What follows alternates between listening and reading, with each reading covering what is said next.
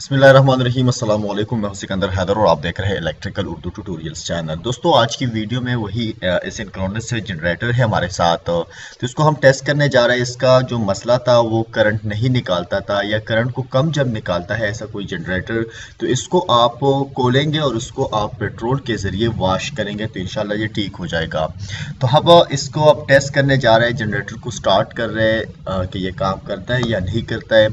तो हमारे साथ अभी ये स्टार्ट हो चुका है और अगर आप देखेंगे तो डायनामो लगा हुआ है और डायनामो को मैं ब्रेकर को ऑन करता हूँ। यहाँ पर ये लाइट इससे हमने ऑन किया और ये हमारे साथ तो वोल्टेज को बिल्कुल फराहम कर रहा है, यानी करंट निकाल रहा है।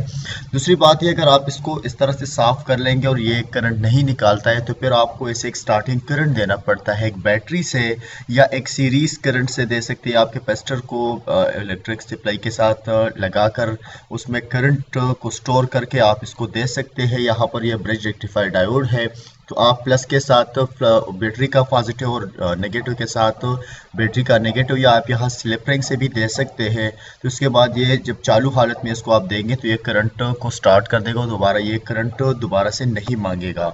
इसी के साथ ही आज की वीडियो ट्यूटोरियल खत्म होती है। मज़ीद ट्यूटोरियल के लिए आप हमारे यूट्यूब चैनल को ज़रूर सब्सक्राइब कीजिए। अल्लाह हाफिज़।